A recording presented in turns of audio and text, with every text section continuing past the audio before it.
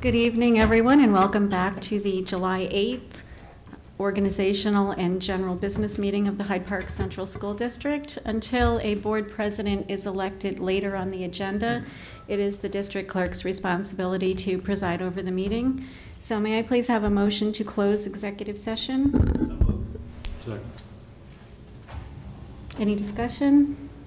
All in favor? Please stand for the Pledge of Allegiance.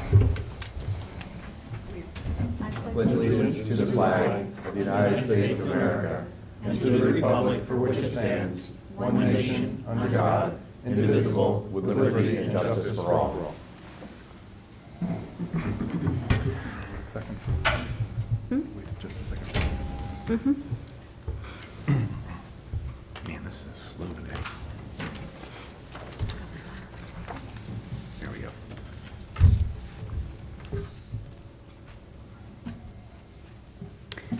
So at this time, I would like to welcome our newly elected board members, Douglas Heater, who is an incumbent, and Jeff Danielson, who was newly elected to the board in May. May I please have a motion for a nomination for board president? Do we do the swearing in first? I'm sorry, yes, we do. Okay, sorry, just point of order, yep. I'm sorry. Mr. Danielson, Mr. Heater's already taken the oath. Mr. Danielson, would you please stand and recite the oath? I, Jeff Danielson, do solemnly swear that I will support the Constitution of the United States and the Constitution of the State of New York, and that I will faithfully discharge the duties of trustee of the Board of Education of the Hyde Park Central School District for the period of July 1st, 2014 through June 30th, 2017, according to the best of my ability. If you could sign. Is it possible, please?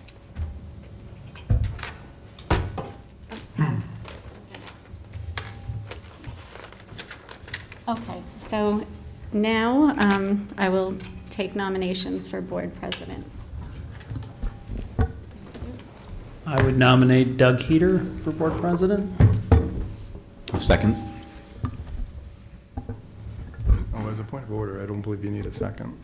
Oh, okay. Yeah. Or third, fourth, fifth. So, I mean, if somebody wanted to nominate themselves, they don't need to have a second. Right, oh, that's true. Any other nominations? So the board has been provided with paper ballots. Do we vote, do we do it, don't we make a motion to close nominations then, and then go ahead and do the vote? Do we still do that? I don't remember. It's only been so, it's only once a year. Right. Okay, may I have a motion to close I'll move nominations? to close the nominations for Second. president. Second. All in favor?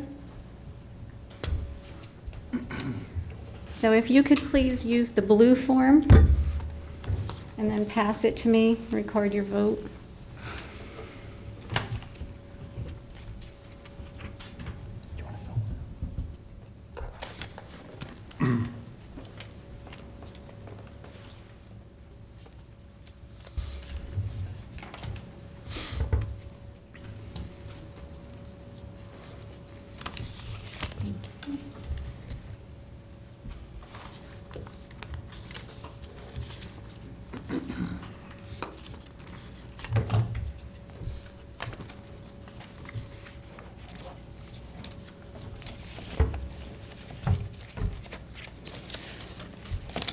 So Mr. Heater has unanimously received 6 votes for president. Congratulations. Thank you. Now I will administer the oath to you as board president.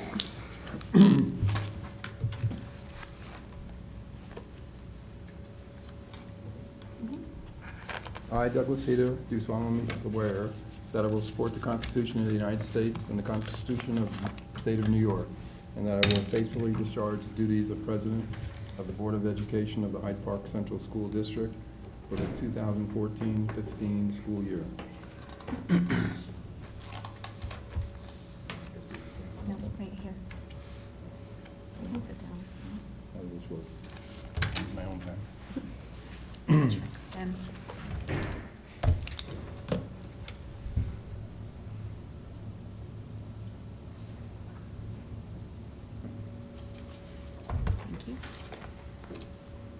So Mr. Heater may now preside over the meeting. Congratulations. Thank you. And welcome, Jeff. I think we ought to give him a round of applause. Now, this is the meeting where you get stuck with All the things committee to do. assignments, right? I warned him. Okay, I have a motion or nomination to nominate someone for the vice presidency. I would nominate Mr. Mittermeier. Okay. I have said many times, I like to see an advancement so that somebody can learn as the vice president to move into the president. Since Steve has already been president, I'd like to give everybody an opportunity to vote for Dan if he would accept my nomination. Okay. Are there any other nominations? Okay, we have closed nominations. And I think you have the... I make a motion then to close the nominations for vice president. Have a second? Second. All those in, any discussion, rather? Sorry. All those in favor? Opposed? Thank you. Vice President, one's the purple. I think that's purple, isn't it? Lavender. Lavender, okay. Sorry.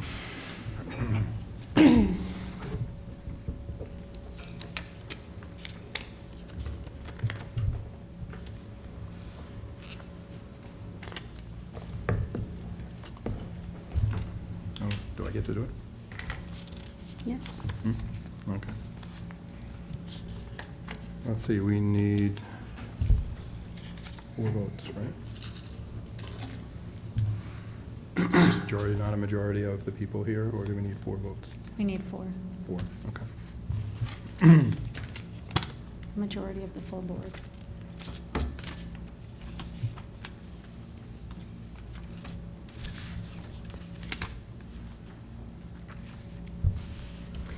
So Mr. Duffy has received 4 votes. Mr. McGrath, Mr. Sheehan, Mr. Duffy, and Mr. Heater all voted for Mr. Duffy. Mr. Danielson and Mr. Sheldon voted for Mr. Mittermeier. Congratulations, Mr. Duffy. Thank you. May I have you do the oath and sign the book, please?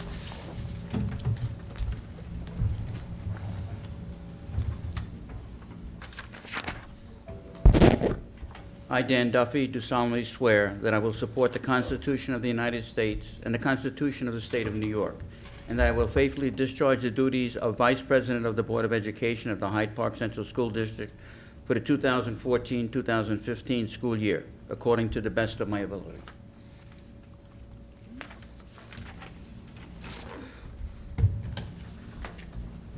Just so you know, I took the office too. Oh, yeah, Different. everybody. That will be reformed. Okay.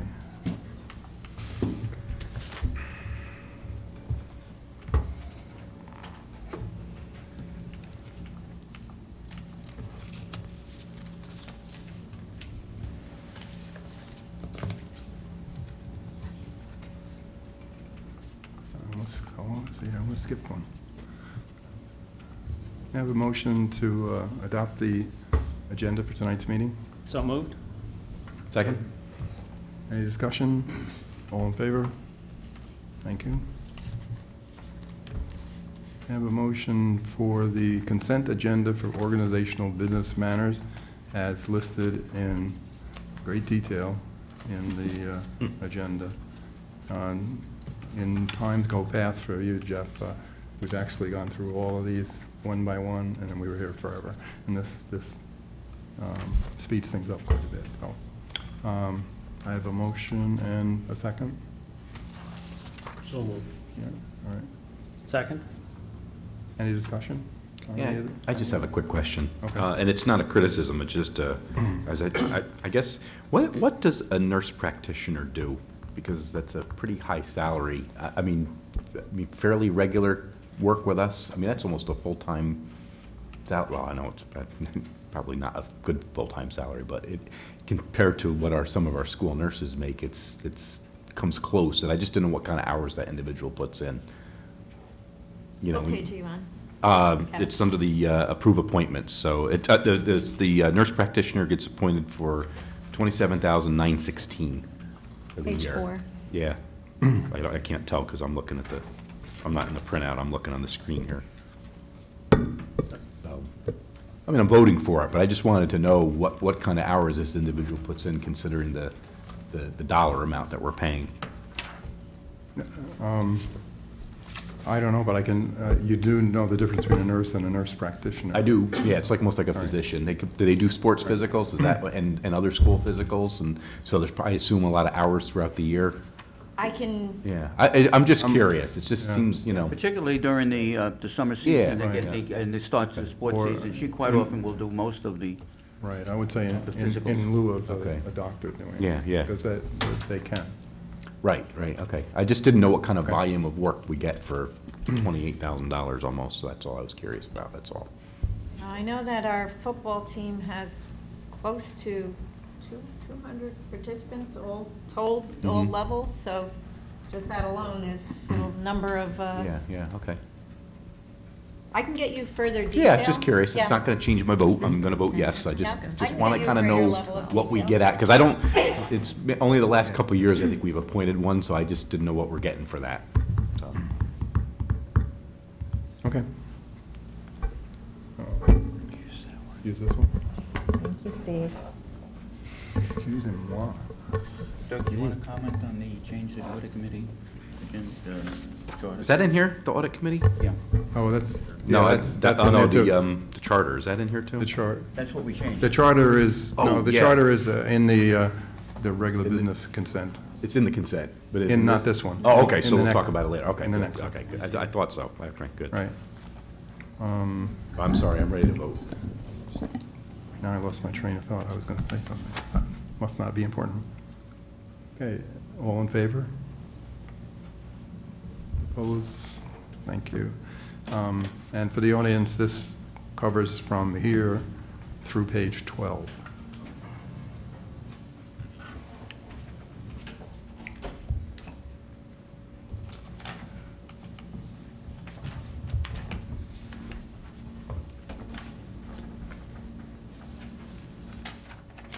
So that brings us to 8, right? Yep.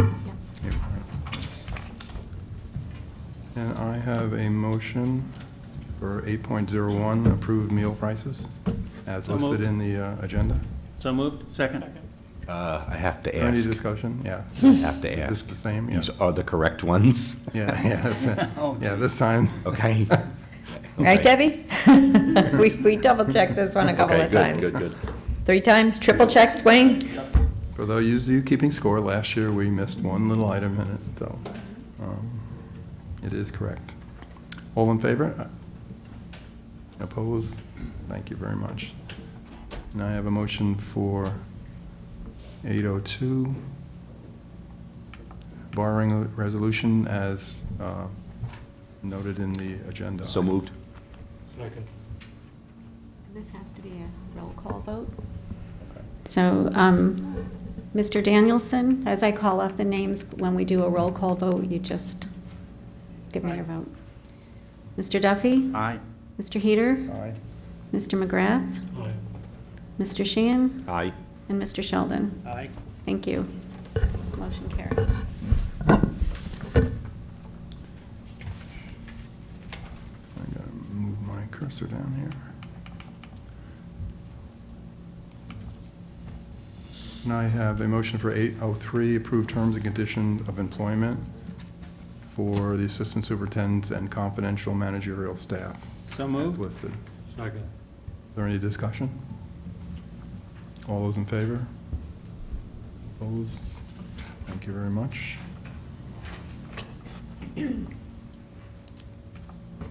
Okay. I have a motion for 8.04, designate board members to serve on the academic subcommittee. Last year, I was on that committee, and I would still like to be on it if somebody else would like to spend a lovely day every Tuesday or Friday, depending on when it comes. Well, we're changing the structure too, so Okay. it'll be, later in the day and Okay. Anybody else want to do it? No? I'm happy to do it. I move Mr. Heater to the academic subcommittee. Anybody got a second? Second. All in favor? Opposed? Thank you very much. Now, motion for 805, designate board members to serve on the audit subcommittee. So moved.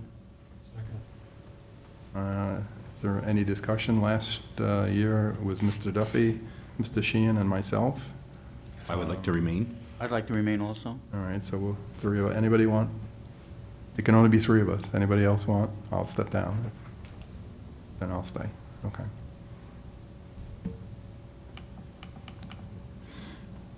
And all those in favor?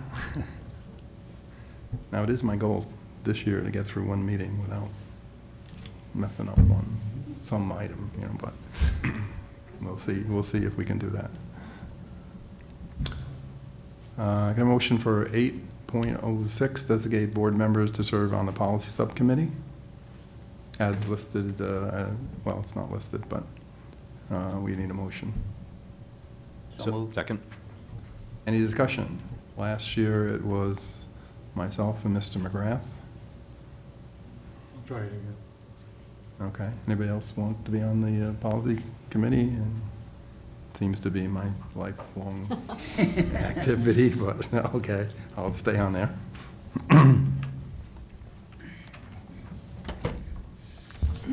All those in favor of keeping the same? Opposed? Fine. 8.07, designate board members to serve on the Energy Education Advisory Subcommittee. Have a motion, please.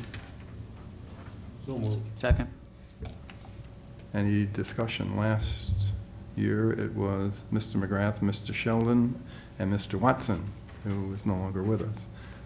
I'd like to stay on the committee. I as well. I'll join unless somebody else wants to.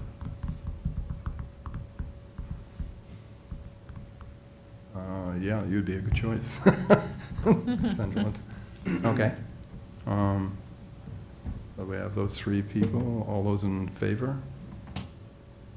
Opposed? Thank you. I have a motion for 8.08, designate board members serve on the Comprehensive Health Advisory Subcommittee. Please. So moved. Second. Any discussion last year? That was you, Gary? Yes, it was. Yeah, With poor attendance. well. And I want to point out, Jeff, you can just jump right in anytime you want. Just jump right on those committees. All right, here. I'll join All right. Then we'll leave Mr. McGrath. All those in favor?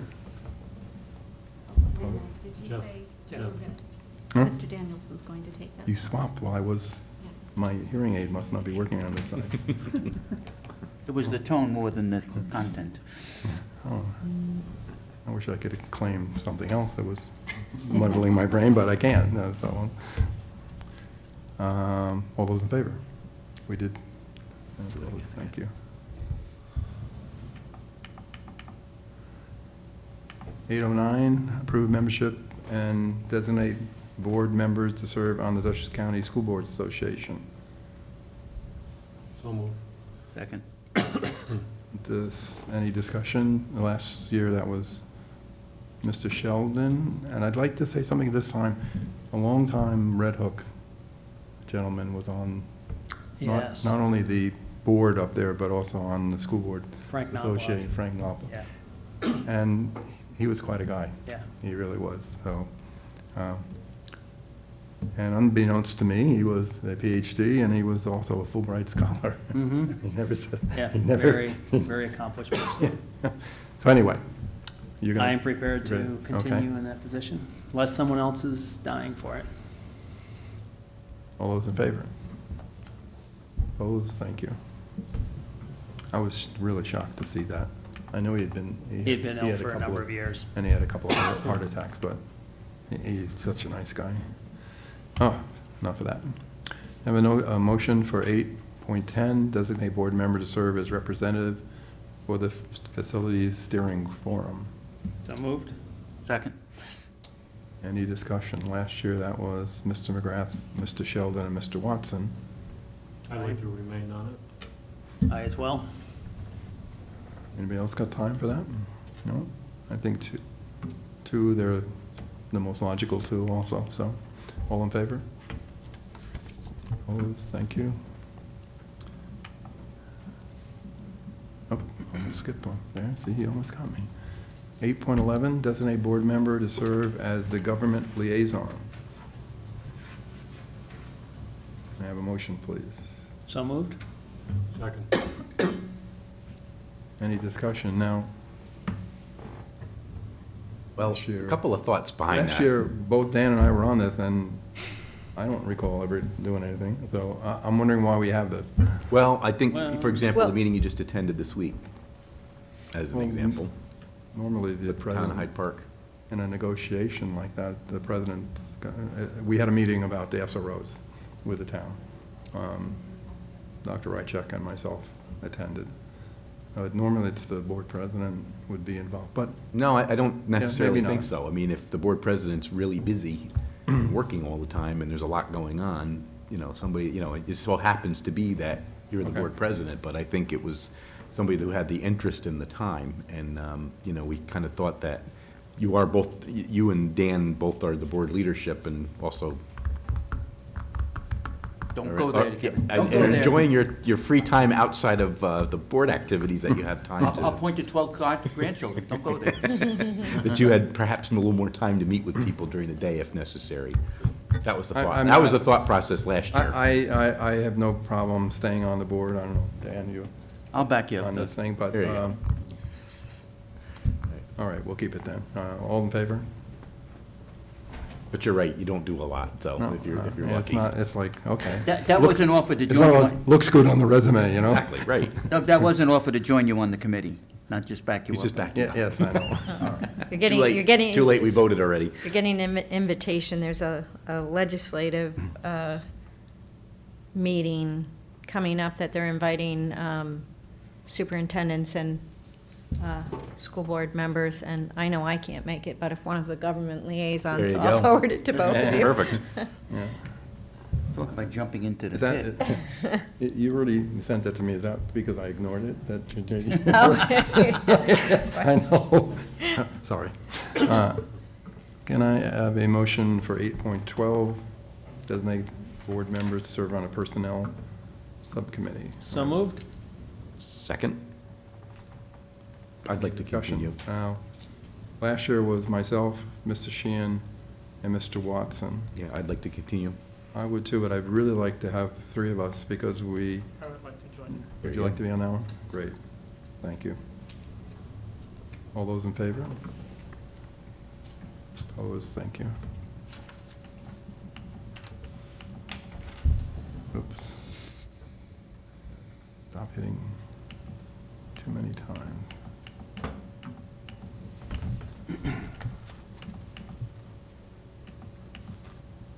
Okay. I have a motion for 8.13, designate board members to serve on the Special Education Subcommittee. So moved. Second? Any discussion? Last year and for many, many years, it's been Mr. Duffy. I would like to continue. Okay. Anybody else? In the past, there have been more than one, if somebody else is interested. How much time? We meet every other month, typically, and the meetings have been kept to 1 hour. I'll jump in. Thank you, Joe. All those in favor? Opposed? Thank you. 814, designate board members to serve on the technology subcommittee. May I have a motion, please? So moved. Second. Any discussion? Last year it was Mr. Duffy, myself, and Mr. Mittermeier. Mr. Mittermeier has indicated he wants to stay on. I would like to stay on now that I've figured out what it's doing. Okay. I will stay on unless, Jeff, you are interested in technology? Okay. Then we'll keep the committee the same. All those in favor? Opposed? Thank you. Well, brings us to the regular business meeting. You got a report for me? Yes, I do. Oh.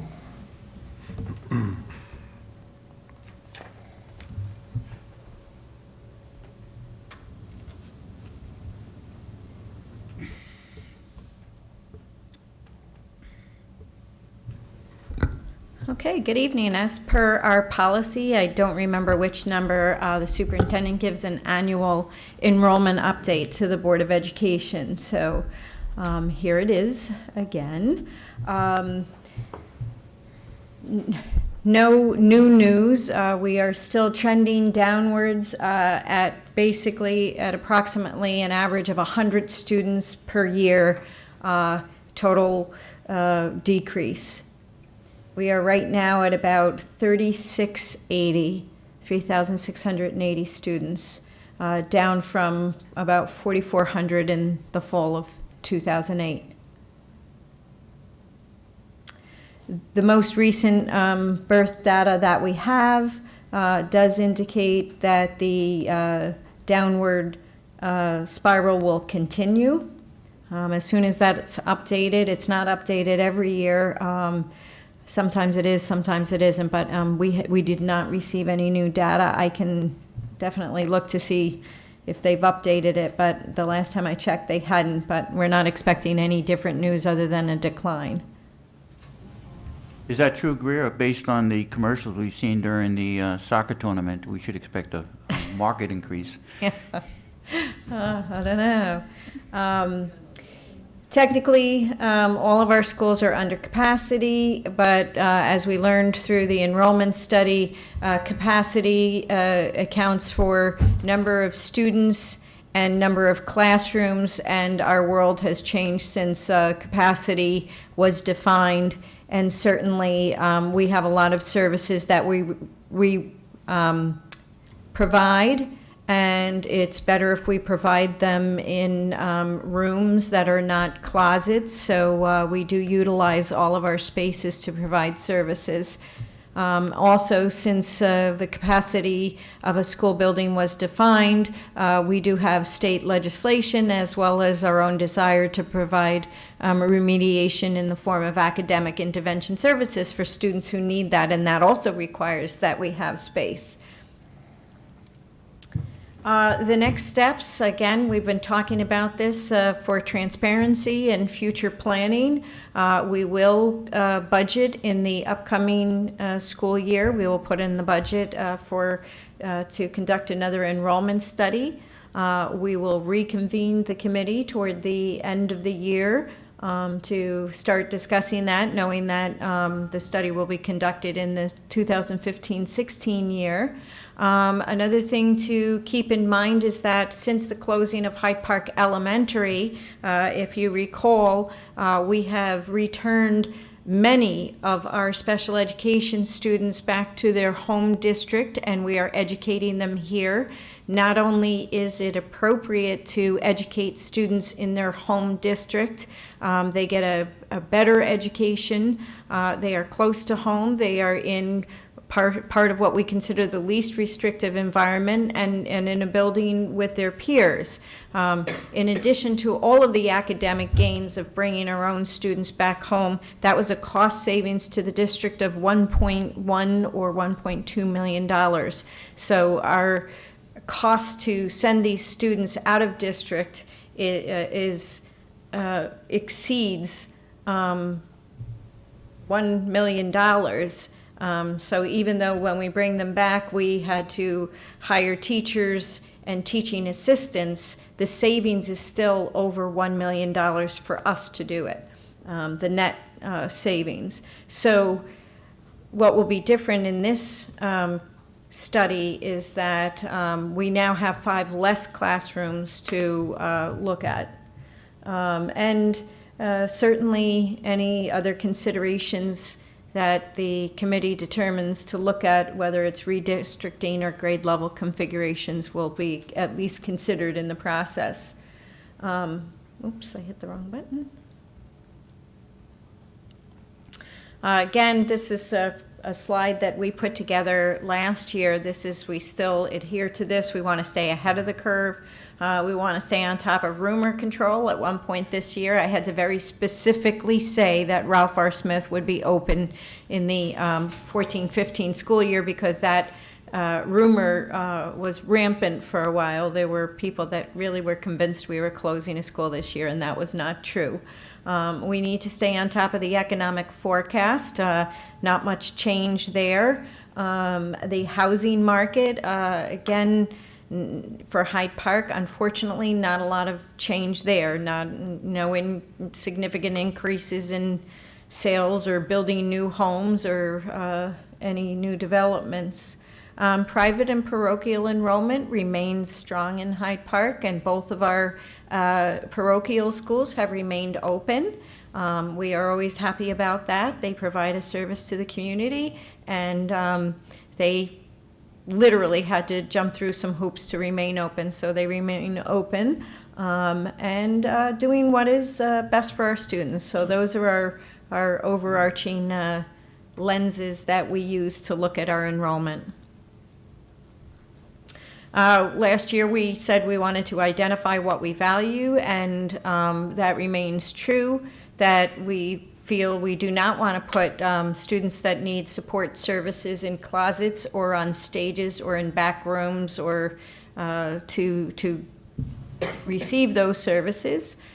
We believe as a community that we need adequate space for art, music, and physical education. As some of you know, when school districts are pressed for space, usually when they're at the expanding level versus the decreasing level, if they don't have time to come up with a plan or a new building, they look at options of delivering art and music in classrooms in the general classrooms and having the art and music teachers travel to the classrooms, or having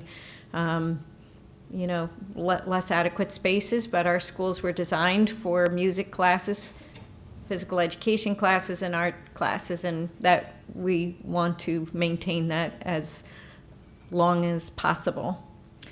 We believe in having libraries in every school. Some of you know, through the budget process, we are only required to have 1 librarian in a district, but we support the concept of having a library and a librarian in all of our schools. And we need collaboration space, whether it's a faculty room or a place where staff can meet to plan the curriculum and the instructional delivery strategies that we know will help our students learn. From September 2012 to June 2013, the enrollment decreased by 117. At the time I submitted this presentation, we didn't have the final numbers, but I do have the final. Oh, they're up there. Wow, thank you, Debbie. So from September 2013 to June, we decreased by 94 students. We want to be proactive and prepared with any fluctuations that occur. Unfortunately, there's a major fluctuation that's occurring, and that's the continued decrease in enrollment.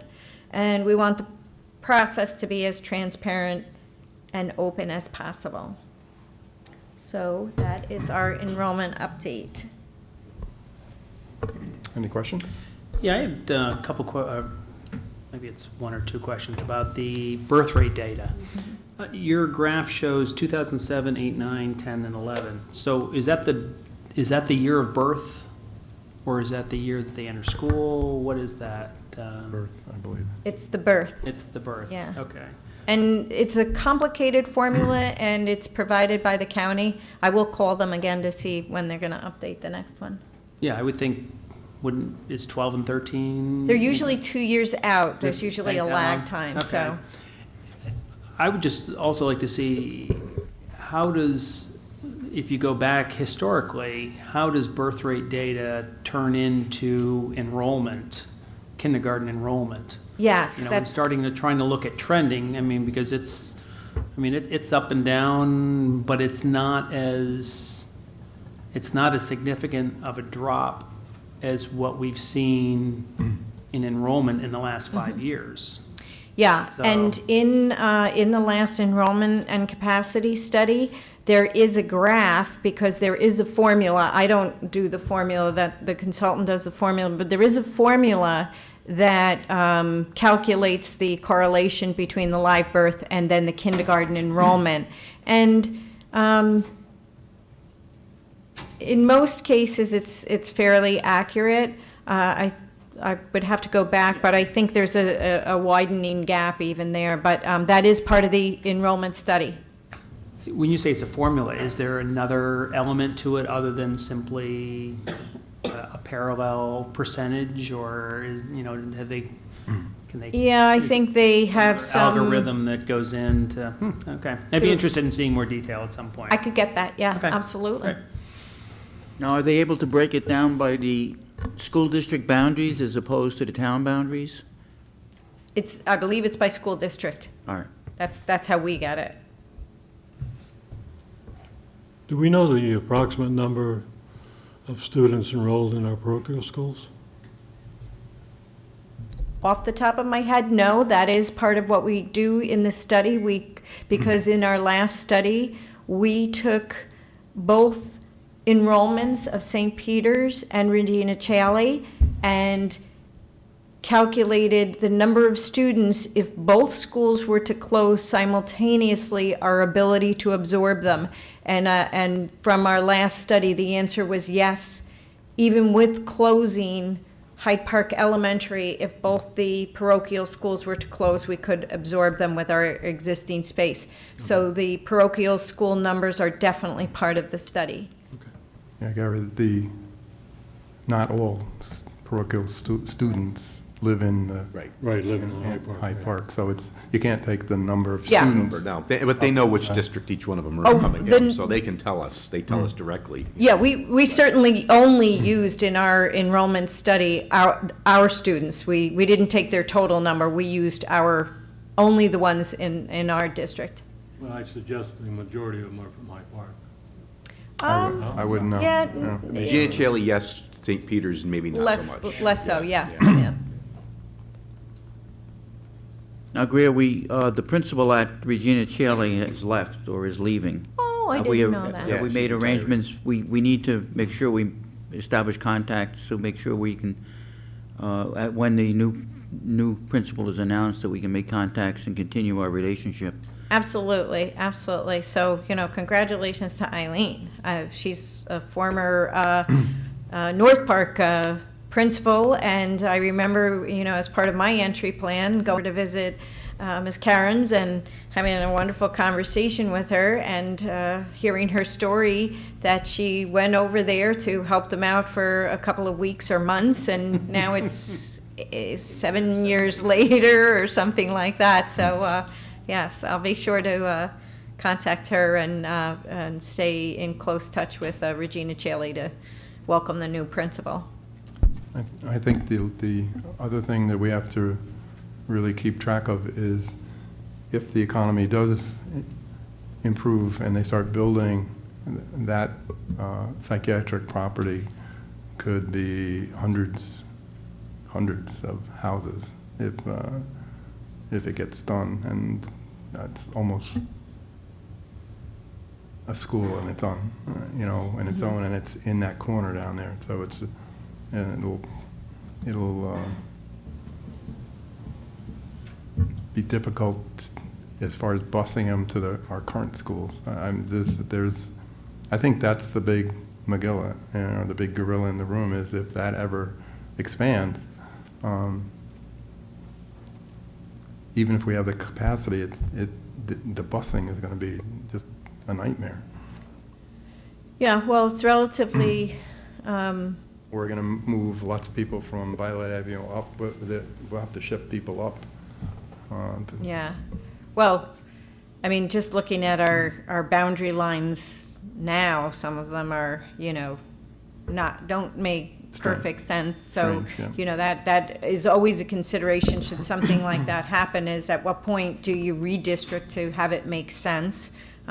That's as painful as closing a school is a redistricting. It carries all of the same level of concern and emotion. So, but yeah, absolutely. Sometimes it just becomes really obvious that it's time to do a redistricting study.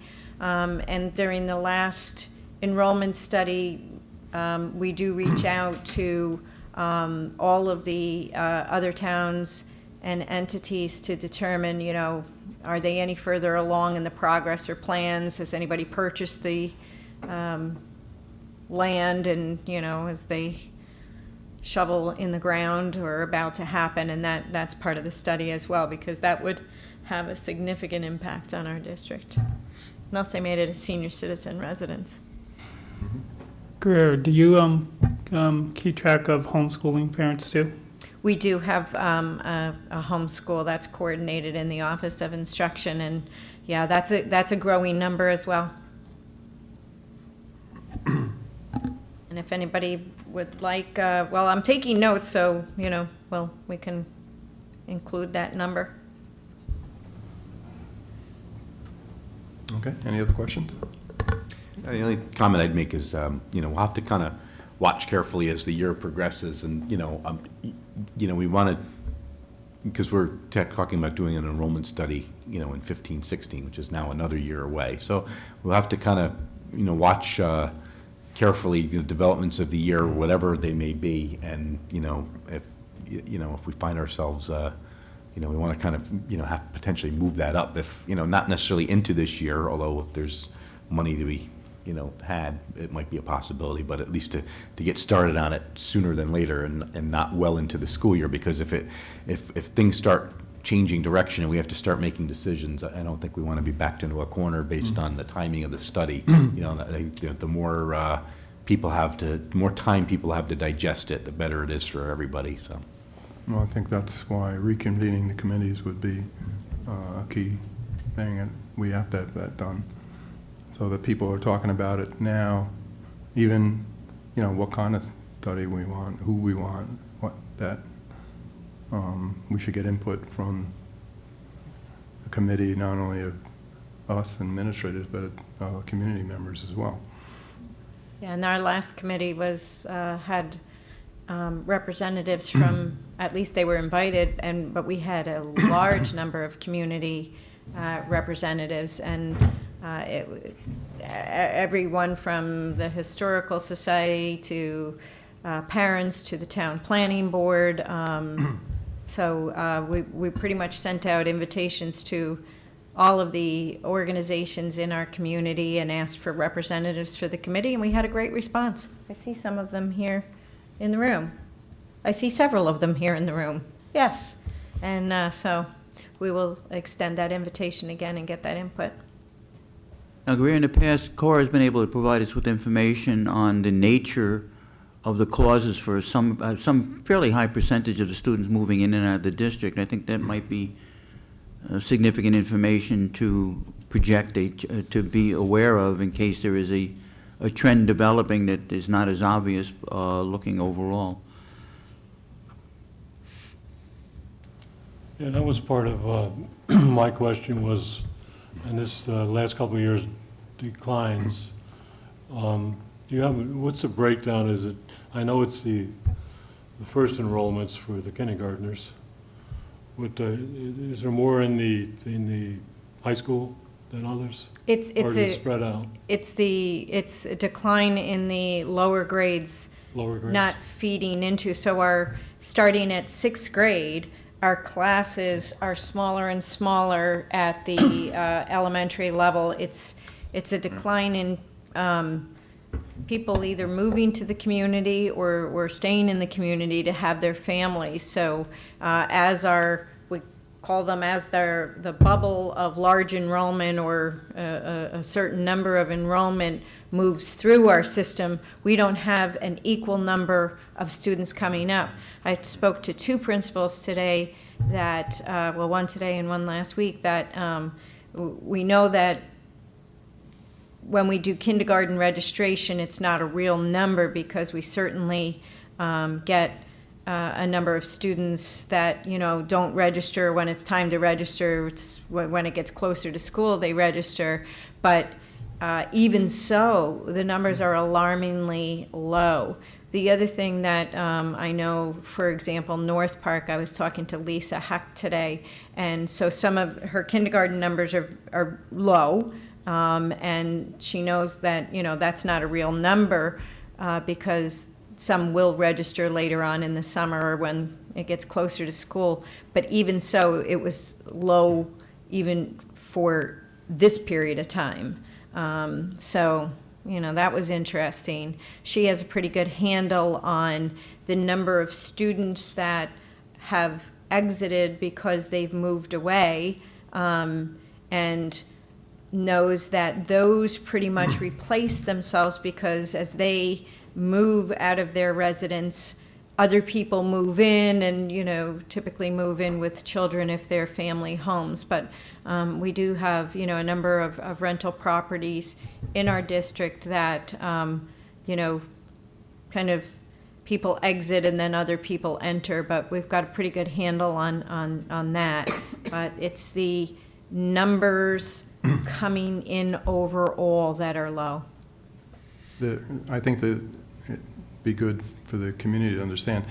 2010s, for example, is a bump up, and that is reflected as that class goes through elementaries of having to rearrange number of classes, number of sections, who's teaching what. This year, I know for next year, because I know more about Violet Avenue than most of the other ones, they're moving teachers around because in first grade, instead of 3, there's only 2, and they need another second grade teacher, but they have, less fourth graders, and, it does make it a challenge for continuity in instruction also.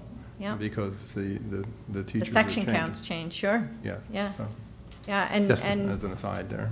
yeah, and sometimes it's, unfortunately, it's a teacher who has to move to a grade level that they've never taught, and so you know what their summer is going to look like.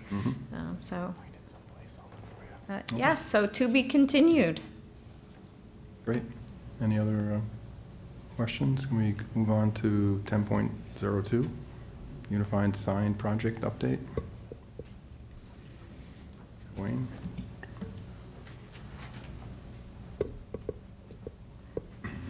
I'd like to welcome Elliot Garcia, our Facilities and Operations Director, who's been working on this project with me. We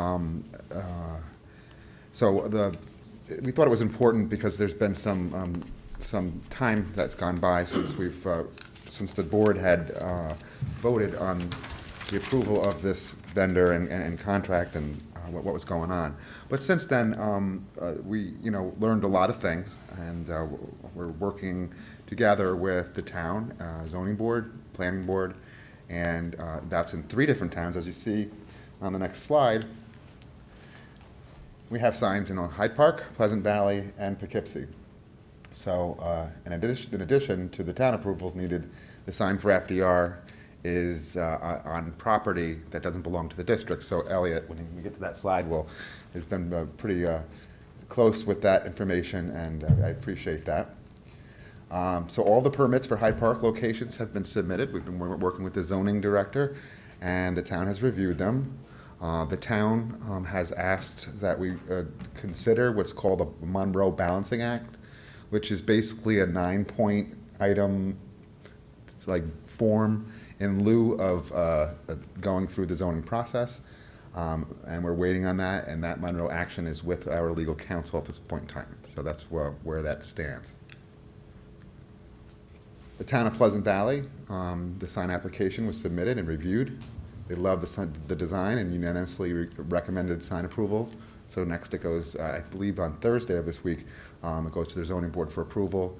and it went with a positive sense from the planning board. So that looks like that one's pretty wrapped up.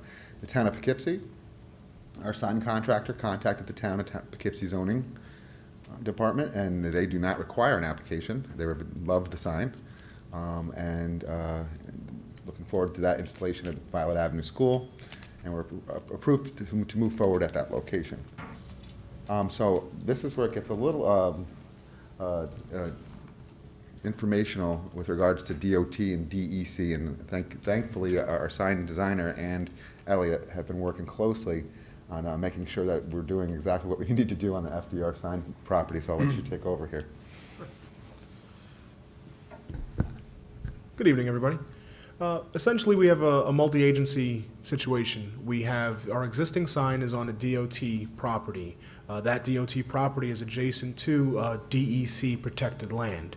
And so basically what all of this is to say in summary is that unless we can find the actual documentation that was shared between the district and the DOT when the existing sign went up, showing that there is currently a lease agreement or a land use agreement of some sort in play, which has been difficult to find, to say the least. But unless we can find that document, then we have to enter into a new land use agreement with the DOT. The DEC's involvement comes because the DEC standards dictate that any time that construction of any sort occurs on or on property adjacent to DEC protected land, they have to be involved in the conversation, and their input is requested for review to determine whether or not we do need a permit. When we originally brought this to the town of Hyde Park zoning department, the zoning board felt it was prudent to notify the DEC because of our proximity both to protected wetlands and a creek in that nearby DEC protected area. I've been in touch with the DEC. They've asked that we send them a brief description, putting up a school sign, some basic drawings to illustrate what the disturbance to the ground would be, which would essentially, in this case, be the foundation of the FDR sign. And then they'll review that, and if necessary, they also wanted a site map just to illustrate where we are, so that intersection of South Cross Road and 9G. Once I submit the documents to them, they will have someone from their office from Region 3 contact us. And if they do feel the need for a site visit, we'll go to the site with them. Their concern is that we don't disturb the adjacent property enough that it would affect the protected area. So it's a little bit of an involved process, but we do have the town's support in this process, and we've been in direct contact with the DEC since then. Great, thanks. So I want to thank the sign vendor, who is Glody Sign, who's the winning vendor on the contract, for really getting involved, and Elliot as well, along with myself, really making sure we dot all our I's and cross all of our T's. It's been a long-going project, and the day we see those signs up there, I'll smile. So with that being said, the sign vendor will need approximately 3 months. So once we get through all of this, the paperwork and things that we need to complete, and if the town DOT permissions are all granted at the end of this month, construction could begin in the fall, and it should take about 6 months to complete the project. So that's where we are with signs for right now. So I'll entertain any questions. Just a comment, Wayne. My recollection is that there may be another complicating factor, and I'm not sure in tracking down the paperwork, but at one point there, the sign was up on that DEC property. That entire intersection was redone. And at that time, the Department of Transportation came to us and said that the sign was going to be taken down and removed because of the way they were redoing the intersection.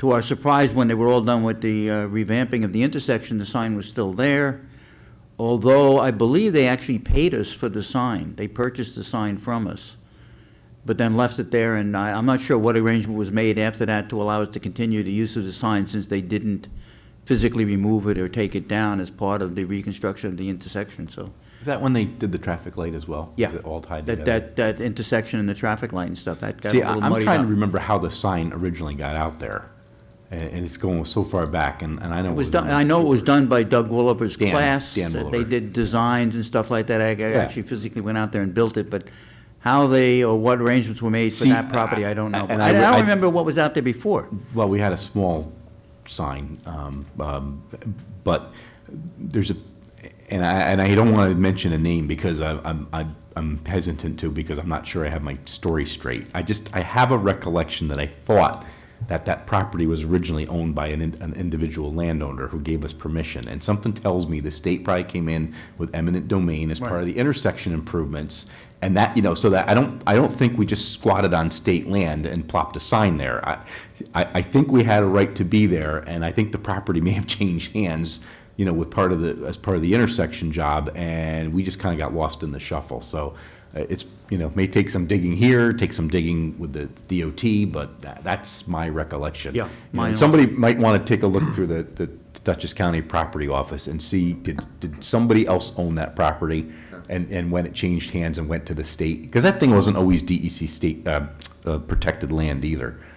All of a sudden that little sign showed up and, we got a little fishing hole at Crum Elbow Creek. Oh, that's great. I wish they'd look 2 miles down the road at Green Tree Park and deal with that mess down there. They're worried about DEC protected land. I mean, there's nothing wrong with that property or nothing happening there. They need to go look at the former gas station down the road a little bit and deal with that. But I digress. But that's what I recollect. I think somebody, an individual property owner, gave us permission to be there, and I suspect the state took it over, and it As just part kind of of the- got forgotten. Yeah, that part we of were the there. plans for reconstructing Right. that entire intersection. So that might be something to look at with the counties, if that property ever changed hands. In our dealing with the town, we did go to the current tax map as it's presently laid out. That's all you're gonna see is And who owns that's all it. we see You is who need to, owns you it need to go now. back and do a title search, or have the county look and see if that property changed Okay. hands. Because I think it's probably a parcel that says now owned by the state of New York, but I think you wanna look and see who had it before. So now that we know the state owns the property, why do we still have to get approval from the town of Hyde Park on that particular sign? Well, it's been back and forth.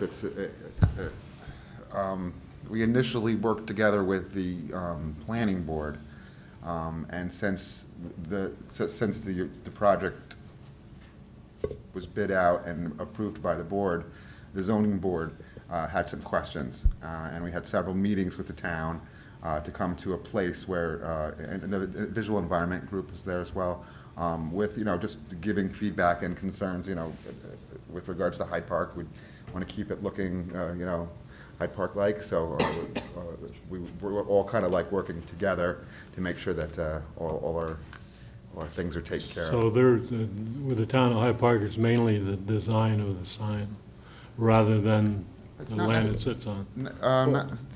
There was some questions about the size. There was some questions. We came to terms on many of the things where they felt it was appropriate, and we shrunk the size of one sign because of people's comments and thoughts, based on people's You feelings. went through all that process, but when were you aware that it was state property? That was this year?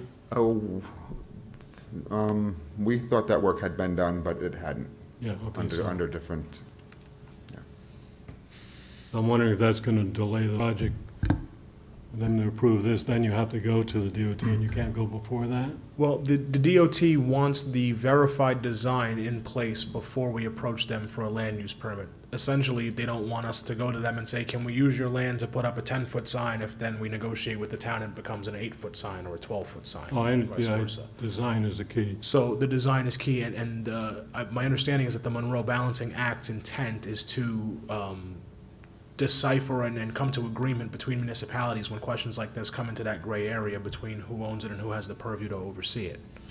So what kind of timeline do you think, once you get that approval from the town, submittal to DOT, what, I have haven't any gotten- idea on that? I haven't got an answer back from the DOT. I know that they're just waiting for us to get back to them once the Monroe hearing is settled. But then we go back to our 3 and 6 month look ahead. I don't foresee a challenge with the DOT, and actually, in conversation with the DEC as recently as yesterday, they seem to feel that because they've recently modified that intersection to provide parking for the fishing area and the protected site in the creek, that they've already disturbed it. And there hasn't been any negative impact from the disturbance of the modifications of the recent parking configuration, so they don't foresee major challenges for us doing our piece of reconstruction as well. Makes sense. I like that answer. Makes sense. Any other questions? Thank you, gentlemen. At this time, may I have a motion to enter public participation, please? So moved? Second. Any discussion? I'll just remind the public that we would like you to keep it to 3 minutes. I won't cut you off exactly at 3 minutes, but if you may, be mindful that there might be other people that want to speak also. All those in favor? Opposed? We are now in public participation. Mr. Hughes. Good evening, Steve Hughes, district resident. Couple of things. First is I wonder if anybody could elaborate on what's going to happen to the old sign at FDR. And the other is my pet peeve that Mr. Kurlander, being named records officer, brought to mind. On your website, there are no instructions for how to fill out a Freedom of Information request, and there's no way to submit one electronically. I think in this day and age, that's something, at least have the instructions, but you should have an electronic way of submitting a Freedom of Information request. That's reasonable. Thank you. Thank you, Steve. And would anybody else like to address the board?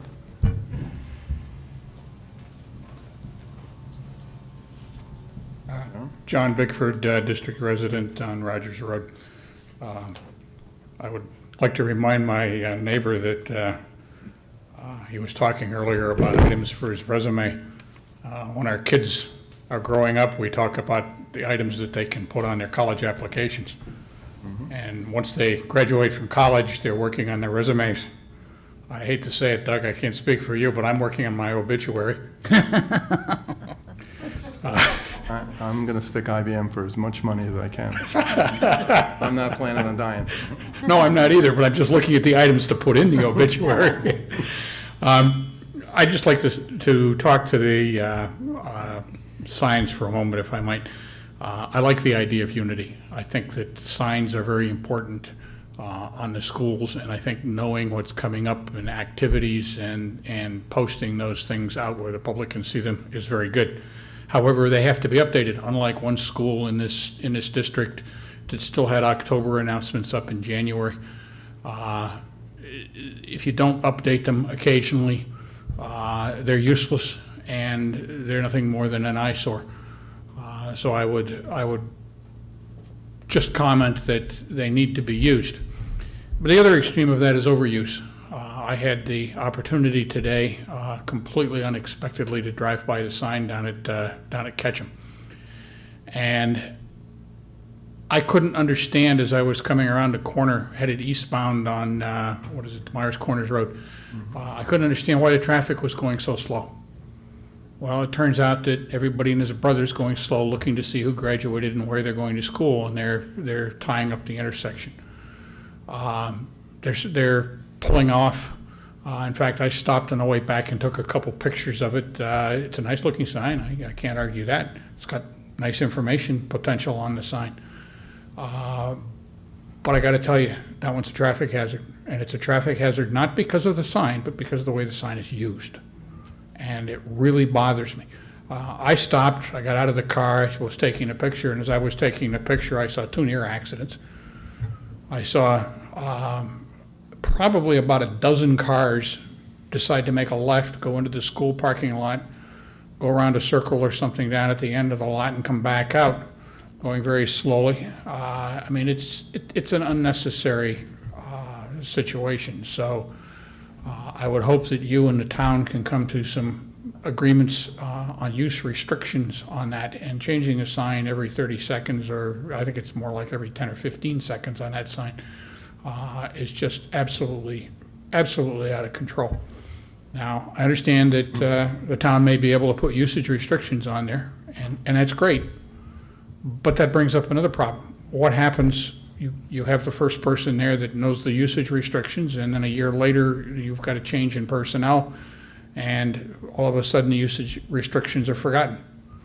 Who monitors that? Who has control of that? Who in the town has the ability to say, wait a minute, the school's violating this and we're going to unplug it? These are all questions that I think need to be answered, and we don't want to have a situation where we have an accident to remind us that the usage restrictions are not being followed. I mean, it really bothers me. I also understand, doing a little research, that some of those are controlled remotely by wireless connection.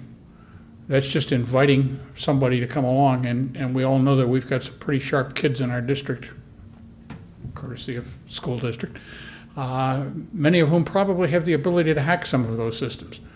I can just see that happening and have some concerns about that, and would hope that there are protections in that whole technology that makes that extremely difficult, if not impossible, to do. I worry about that. And then the worry that I have that's not your responsibility, but it's the one for the town, and that is, how do we stop every commercial entity in the town of Hyde Park from saying, wait a minute, you've allowed this to happen for the school. I'd like it for the fire department. I'd like it for the town hall. And, oh, by the way, I've got a drugstore, and that would be great out at the drugstore. And, oh, I do work on automobiles. I should be able to have a sign that says all the different lube jobs and body work and everything else that I do. Every single business in Hyde Park has a valid reason to say I could benefit from a sign like that. And the next thing you know, we've got 100 of them. John, if you have another point, this is not a school board thing. So if you have any more points, just keep going. I understand, but the school board has to recognize that this is a concern of the community. And I have heard people be opposed to this sign completely on that basis alone. Okay. On the positive side, the ability to post Amber Alerts, the ability to post weather alerts and things like that, those are very positive things. I think we need to, over time, take a careful look at this, and I know the goal is by the end of the month. I would hope that you and the town can work this out, but I do personally have some serious concerns about it. Thank you, John. Would anybody else like to address the board? Bobby? Good evening, it's Bobby Goodman. I just have a couple of questions about the capacity study slide, with the different definition of capacity and what it means, how we have to take into the computer labs and the AIS and the OTPT. When we look forward for this upcoming enrollment, I hope that we look at what schools do have that capacity to have extra space for that, because I know North Park does not. North Park OTPT is held in the cafeteria in the morning. Their math AIS is a shared space with the computer lab. So I'm just wondering if the other elementary schools do have the same capacity question that we have. With the live data rate, the 2010, as Doug mentioned, goes up. So I would assume that's the incoming kindergarten for next year. So, or is that partial this year, partial next year? So will we be looking forward to having an extra class of kindergarten next year, since it went from 9 being down and 10 going up? So are we looking for an increase, since we've already not discussed, like she said, Lisa Hecht had said North Park was low at this time. But I do know that the year that we went there was over 60 students that were registered over the summer. So it was a big increase from what we had expected in June till what came in September. We also have a larger number of transient population with the larger number of special placement hotels in Hyde Park. So that's another number. I wonder if we can come up with some kind of a, we have homeschooling number, and can we come up, is there a way to figure in our incoming and going people that are coming in and out so quickly? The other things I have is, even though I'm on the facility steering forum, I have questions about the signs. Where will the North Park sign be located, since it's still on the same wetlands as FDR? Will it not be by the road? Will it be in the inside, so will it not match the Unity signs? As Mr. Bickford said, like, it would be nice to have a Unity. Will we still have a metal sign sticking out on 9G? And did we get approval from the private property owner for the Ralph R. Smith sign?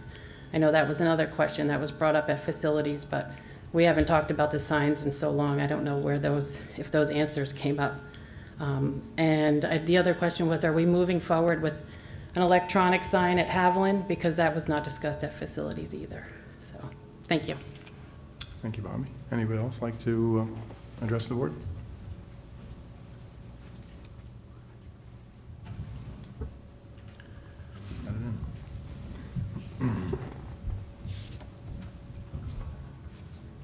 Barbara Sweet, Hyde Park resident. 3 items. Tonight, I watched the news broadcast from NHK Tokyo, and they're having such a problem over there with young kids, but also adults. 3 out of almost every third house is vacated, and a dead person's found there. And in a few years, they're going to have 5 out of, they're going to have 1 every 5 will be taken by a dead person, okay? So we're going to have to think about all these vacant houses that we have. They've also got problems with kids. And the typhoon will not hit Okinawa. The second item is the webcast. I asked and asked and asked, and somebody listened to me and wired the place for internet. So I was able to sit at home at my leisure and watch the graduation. So thank you. Many other events can happen there and can also be webcasted. And we can tell ahead of time, tell people that it will be on. I didn't hear any announcement about it, but I did go and take a look, and sure enough, there it was, just about ready to begin. So thank you.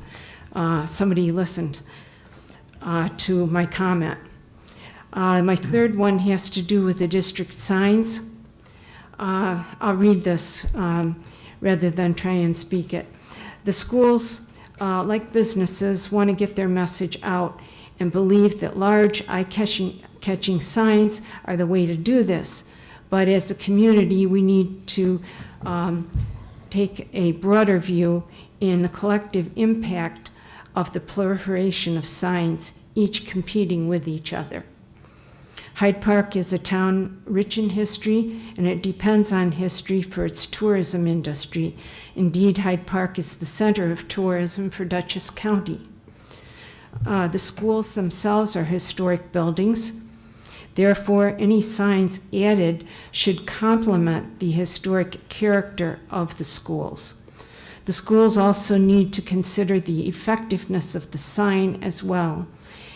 In today's cell phone and internet-driven world, are people really getting updated information from the sign anymore? And if so, to whom are the messages directed? Motorists, neighbors, or school children? If it's the latter, are the school children passing by the sign near the road, or are they in the buildings? Might message boards inside the building offer the students a safer way to read the messages? Thanks. Thank you. Would anybody else like? May I have a motion to exit public participation, please? So moved. Second. Any discussion? All in favor? Opposed? Thank you. Anybody want to take a shot first, or? I think Steve was up first. Mhm. Thank you for that great suggestion, Steve. One of my firm beliefs is that when somebody wants a piece of information, we should make it as friendly as possible. So having a link on our website for a FOIL request and an electronic submission is a great suggestion and an easy fix. So thank you for an excellent suggestion. I think I've always sent the message that when someone wants information and has every right for information, the last thing they should feel is that it's difficult to get. And on the old sign, I think we discussed that a number of times. Yes, we will utilize the old sign, probably pull it into the FDR property. That was the plan. In every case, we've all worked with the cases. administrator, right, in all cases, we worked with the administrator at the time to identify where they wanted it. Sometimes administrators do change, so we might have to bring that topic back up, at a faculty meeting and to make sure that everybody's input is there before we move the sign to an alternate location. Oh, and we are working on that foil project. There was somebody that had suggested that, so it's in the, it's one of the things that's in the works on the list. So thanks, Steve. Wayne could probably answer this, the question that Bobby had on North Park location, whether that involves the state or not. Well, I think, well, there's several questions she asked, so I'll start with the, she mentioned with regards to district-wide unified signs, all the signs that were developed were done by a designer and now a design company, so I believe we presented that several times in Facility Steering Forum, the design, and we had the visual environment group there, we had the planning board there. Everybody loves the design. It was some of these other things that we just needed to make sure we're taken care of, size, you know, so I mean, the design is great, and we'd be happy to share it with you if you want to see it, or. I saw the design, I was asking about the placement. The placement was it was gone over with the visual environment group, the planning board. So is it And now in it's the the zoning same board. place? North Park. The where's it North gonna Park be? sign, will it be North where Park the? will be in the lower circle, in their circle, in their bus loop, Not on the gonna be on outside. 9G. There's Not no room 9G, there. yeah, we can't. It won't, but there's no room. You know what that intersection, no, you're right, you're absolutely right, I just wanted it out. but it's just because of where the building is versus the road, it's not gonna be there. We did put a very attractive directional sign there that does match. So there is a directional sign that we were able to ascertain. So it will be on Route 9. It's just not as big as the one that's done. Yeah, sorry, 9G. Thanks, Bob. No. Another thing that you mentioned was Ralph R. Smith. With regards to that property, we have confirmed that we own that property. So we were lucky on that one. But again, that's still going through this Monroe Balancing Act. And Haviland is going through the Monroe Balancing Act as well. The town was in agreement to keep the digital display. That's where we ended up with that, as well as the FDR sign. Did I get it all?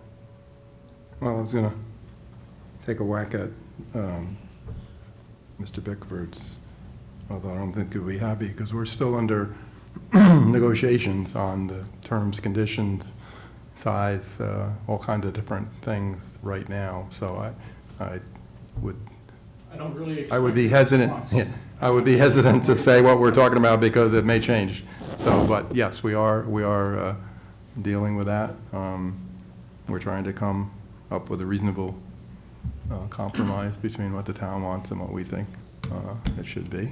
So we'll see how that works. I don't know if we've ever looked at transients.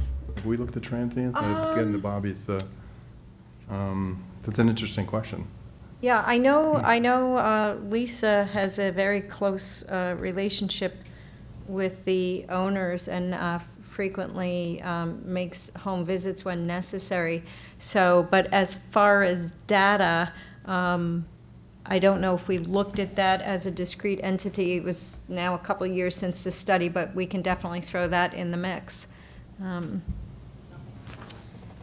see the A other. couple of other things I wanted to respond to, so. Well, let's just get the message boards out of the way. Yeah, go ahead, you want to start? In most buildings, there already are message boards.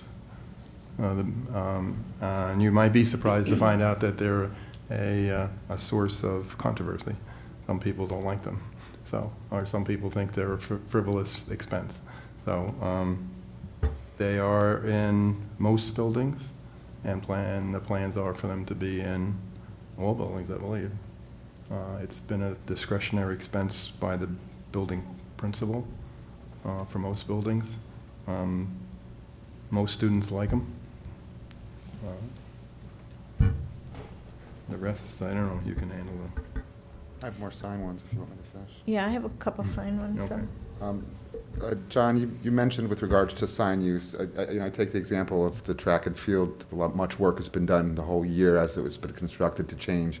I mean, as you acquire new technology and new things and facilities, you certainly have to, make sure that you back that up with a good protection plan and so on and so forth. So when we were designing the signs, it's actually a portable and can be locked up. But that doesn't mean, like you said, that somebody can't break that system. But we did ask the question, and it does have several. So you're not going to use a wireless technology that can do it from within the school building? It's wireless. It is wireless? It's wireless, but it's built with lots of firewalls. And then. And just one other thing to piggyback on that, unfortunately, if it should occur that they hack into it, because obviously we've learned that even our own federal government is easy to hack into if you have the right skill set. The students are still subject to our acceptable use policy, and actually when we have hacking incidents, they're not only faced with our own code of conduct, but sometimes it becomes a criminal act as well. So, unfortunately, if something happened, we would have to process that as a discipline according to our code of conduct and any criminal law. So. The next one was with regard to usage restrictions, and there's been lots of questions about this because there are several signs. I know the one that you spoke of. There's fireworks, and there's this, and there's that, and it is distracting. Okay. Maybe on the 4th of July, but that's not our intention. It's going to be very informational, and it wasn't going to be, because that question's been asked quite a bit. I don't think the plan was to have much activity like flying. I think, knowing that that's a valid concern, I think we can easily craft a policy. First of all, our signs are very much in keeping with the historic nature of the town, and there was a lot of attention paid to making sure that they represented the historic nature of our town. So the last thing we want to do is say, okay, now we have this historic sign, and then make it this Vegas event. And so I think it will be easy enough, and we can certainly have the facility steering forum take a stab at it, but we could put together a little policy so that, who controls the signage, how frequently does it change, we never anticipated having it change any more than what we currently have. So PTA meeting tonight, concert, maybe because it has the capability of a couple of more things, but it did come to our attention that some people thought we would have this rotating and changing, and that was not our vision.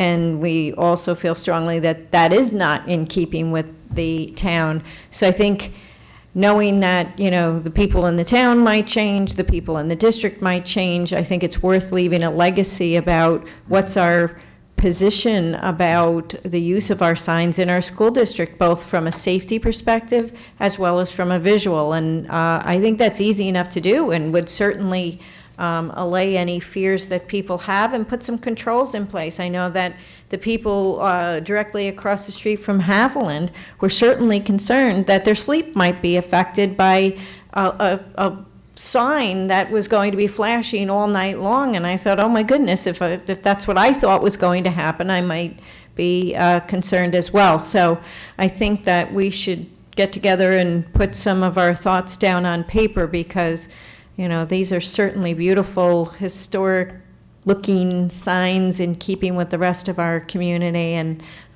it's worth putting some words on paper to support the fact that we don't want flashes and fireworks and safety hazards. You might publicize that sooner rather than later, simply because the community is beginning to get involved in this, and the perception is more toward the fireworks than it is towards the sign. It changes on a daily basis. We can put a frequently asked questions about our district-wide sign project on the website. How's that? That would be at least some push it out on Facebook. And the policy subcommittee will look at a sign policy and usage. Okay. I didn't mention it, but you also. John, I have to, this is not a discussion. Thank you.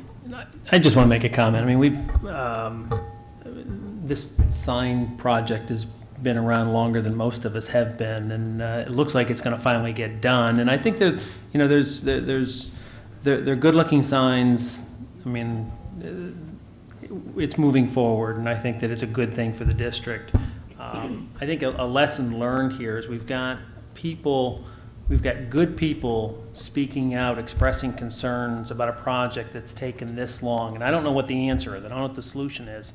But there's got to be a lesson learned here about doing a better job of communicating what's being done and soliciting input. And I mean, I've been to facility steering forums, and there was some discussion, and you know, whether it all came together perhaps the way it should have. I would just take it as an opportunity to look at it and say, okay, how could we do better going forward in a project like this? I mean, we've got some people who have been very committed to these subcommittees for a long time, feeling like they didn't really understand what went out. And for whatever reason, obviously something got lost there. I would say, in my opinion anyway, any project, no matter how well designed, that takes 8 years to get from start to finish is going to have a lot of changes. The people will change, the attitudes will change. There's so many things that will change. I think the lesson is, if you're going to do something, don't take 8 years to do it. Do it. Well, but the point is that we're talking about contemporary people. We're talking about people who have been on these committees or currently on these committees. I change my mind all the time. You know, I don't agree with myself from 8 years ago. I'm not sure it's a matter of people changing their minds as it is perhaps people feeling like the process didn't work for them. Okay, I think it's a reasonable thing. I'm just saying, yeah, and this is you know, long. and I'm a designee of the facility steering committee, so we've got, you know, I take that as a challenge that we've got to do a better job of. But this way, it was so long ago that Mr. Hughes was on the board, and I believe he and I both voted against this at the time. And I would think that anybody who looked at it 7 years ago would probably say, "What are we doing?" and recognizing that it's maybe very different than what was conceived of 7 years ago. Absolutely. Somebody who looked at it 2 years ago or a year ago, not so much. Right. So. Okay. We can move on. Fine, thank you. Now we're at 12.01, exit poll survey results. Are we going to get a presentation on that from? No. Or that we're just going to discuss it? Was we got a there as copy an of it. informational Is it available item? on the website? I mean, it is available on the website, okay. Is it available on the website as a discrete entity or as a book? Nope. My question is it available on the website in the board agenda, or do we have it as a separate item on the website? Right now on the board agenda. Okay, so what we can do is put it on the website as a public document on the homepage. It's here for board discussion. I also thought one of the things we'll talk about is utilizing this with the budget input group as well as the board during conversations when we build the budget. And also, just as a point of reference for the board, I think, you know, for myself, what stands out is, you know, we want to know what's the best way that people are getting our budget information, and it's still number one is the newsletter. So it's open for discussion, and I don't know if the board wanted time to look at it and put it back up and analyze it. I did receive, but not in time for this, putting it up here. There is some feedback. There were some comments that need to be included about the concert So clearly, the number for people who supported having a concert on the night of the vote was a larger number, but there was also some comments and feedback that I need to send to everyone. I just to make one comment. I spent some time looking at all this, and the budget, yes, no numbers, and all that stuff is nice, and I need to kind of collate them together. What stood out for me, and which I was so happy about, was the non-mandated areas you would like to see preserved. Number 1, college, AP classes. Number 2, music.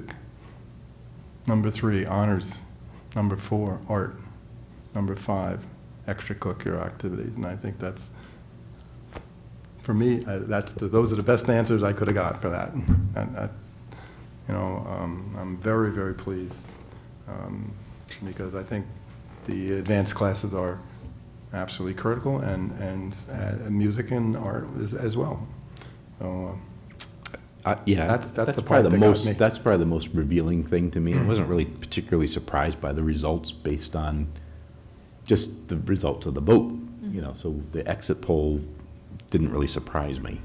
But that was helpful information. Yeah, that's what I thought. Right, and then, but I just don't know if we want to really, I don't want to cut anybody else off. Just my view is, other than just saying what you said, not a whole lot of time I don't think we need to spend a whole lot of time batting this around tonight, because they are what they are, and if you really wanted to try to delve into people's minds, you could spend all night trying to analyze why they said what they said, but they said what they said, and that's the end of it. And we take the information and use it, and I think it will be helpful in the big group and be helpful during the budget development process. But I'm not really sure we need to spend a whole lot of time talking about it, other than it was helpful information, as you said, for those particular for me. things. Yeah.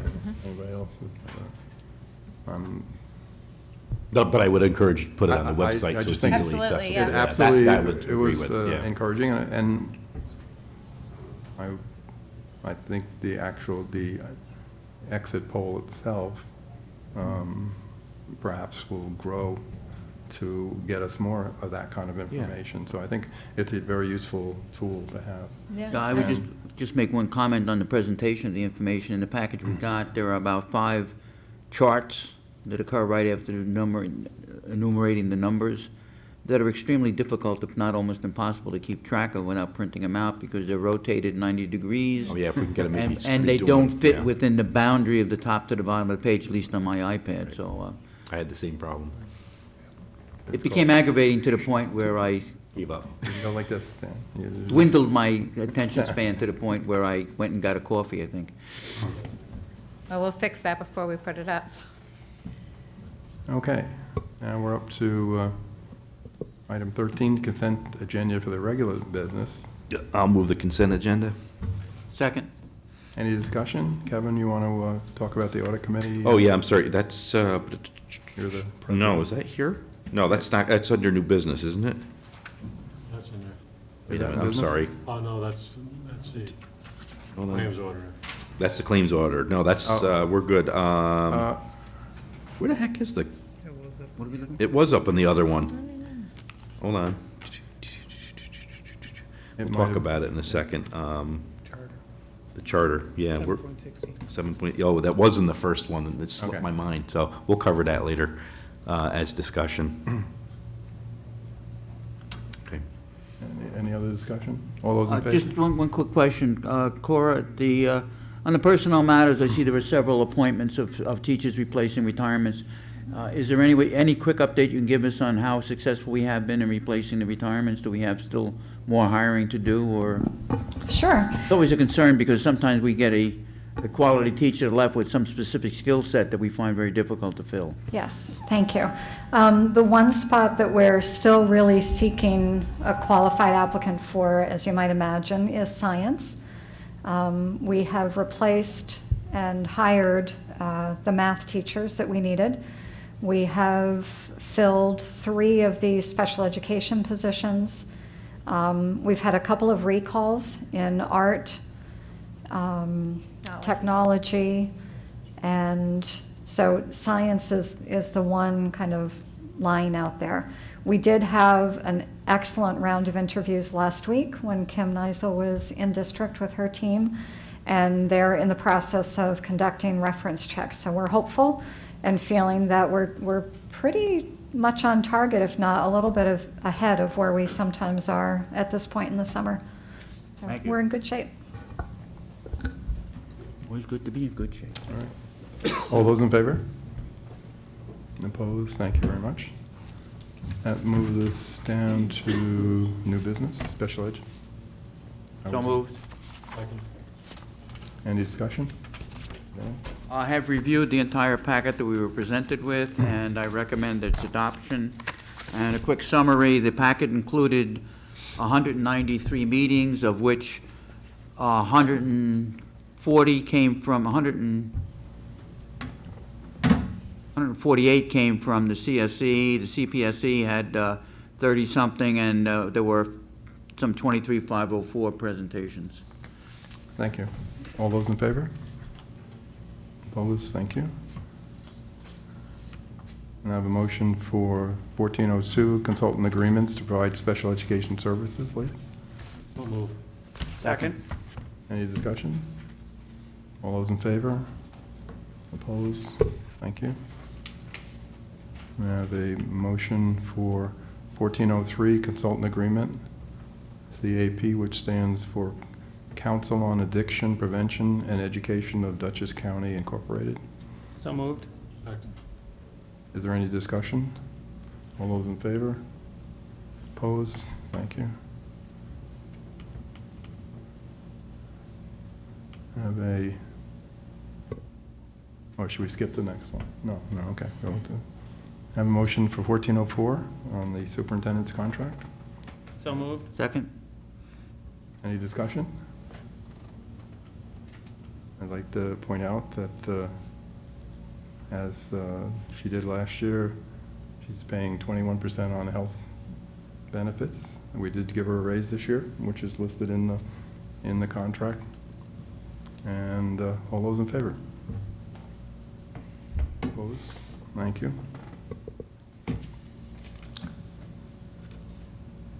When are we going to get rid of this thing? Can I have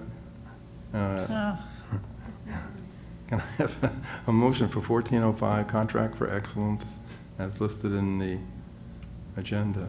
Is this ever going to end?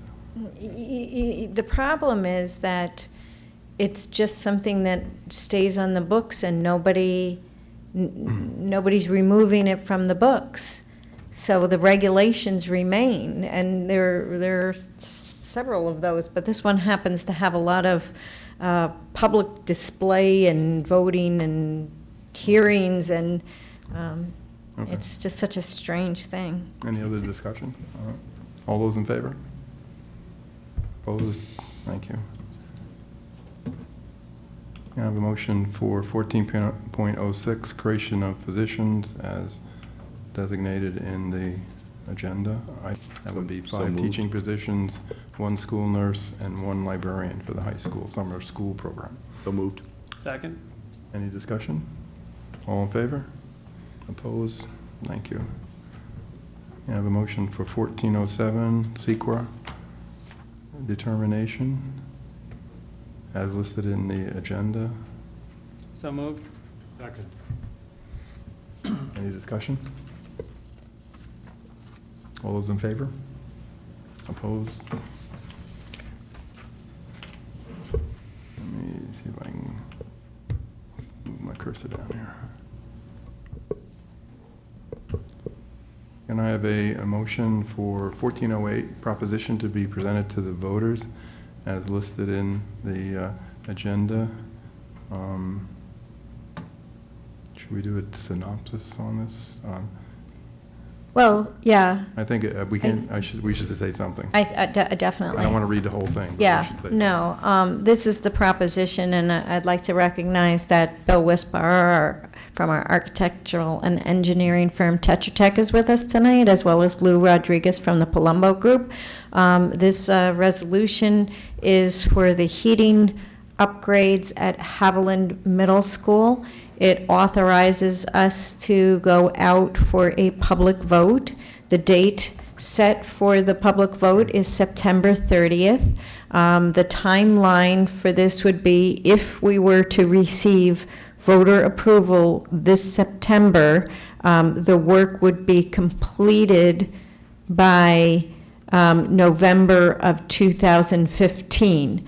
So that means we get up really early all winter long. Mr. Shaw, the principal of Haviland Middle School, is with us to do our heat checks on a regular basis, right, Elliot? And we feel strongly that the repairs that have been put into place this past year will carry us through another year. That's not a guarantee, but we know that the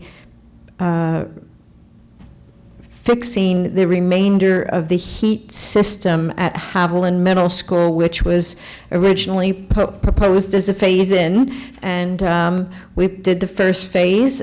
We had not gone out for the second phase yet and realized that the system couldn't wait any longer for us to move forward. So here we are with a proposal to complete the heating upgrade at Haviland Middle School.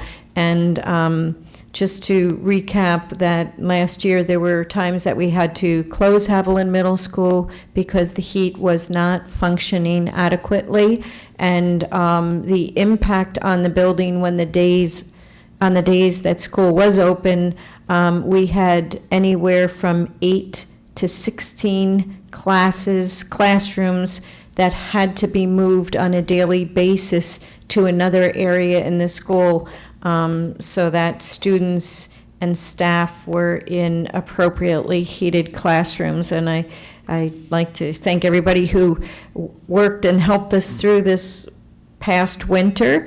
And we are really counting on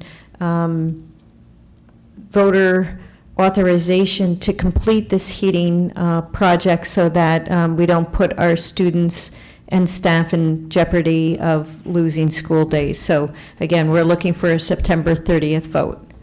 Okay, I'd like to just add, only because I've been asked 3 times now, didn't you just put in new boilers? And the answer to that question is yes. And because we put in new boilers, it put a stress on the rest of the system, and that's what we're proposing to fix. Yes, we do have new boilers. Yes, they work fine. The rest of the system is what needs to be repaired. There's a lot of people that don't seem to know that. I just wanted to make that absolutely clear. Yeah, in order for those new boilers to be functioning at capacity, they can't have 70-year-old exactly pipes. All right. All those in favor? Were we going to have a discussion? I thought that's what we just had. But you want another Okay. discussion? Oh, Yeah, that was my fault. I started off. There we go. There I go. I'm going to have to go another year now. I just raised a question. I mean, we're talking $3 million. Yeah. It's a very, very diversified project. There's a lot of different elements to this project. Right. And I just want to make sure that we're doing everything that we need to do to put this behind us. That's where I'm really looking for our professionals to tell us that Looking like we're a there. true F&O person. That, if we need $3.5 million, I'd rather be talking about it now than doing $3 million and then saying, oh yeah, we've still got whatever. I mean, because we're talking about, there's general construction of doing wall construction for separation, we're putting in heating distribution, we're putting in new units. I raised the question at the last meeting of where the estimate came from, and nothing to take it away from Tetra Tech, great firm. I just always like to make sure that we've got construction management people putting numbers on things to be able to say that we're going to be able to build everything that we need to build for this. And I guess I just need to hear that everybody is absolutely confident that we're, with $3 million, going to be able to do everything that we're hoping to do and put this heating system behind us. So is this Lou or Bill? Well, let me just add one thing. Yeah. And that we're not going to open something up and find out that, whoops, Yeah, I mean, if nothing else, I'd rather have $500,000 worth of contingency available for what might be found. That's not to say we have to spend it. I just want to make sure that we're going into this project with enough money to do the project and put it behind us. And I don't know that maybe $3 million is too much, but I'm looking for some assurance I think that's there. a pretty comfortable cushion there, because I believe the estimates are around 2.7 or somewhere around there. 2.87. 2.87. So you get 130,000 over, which I believe does have some soft cost in there, but Well, and there may be some alternates in that of the package too that we may have to stay away from. that's what I'm I concerned wouldn't about. try to, another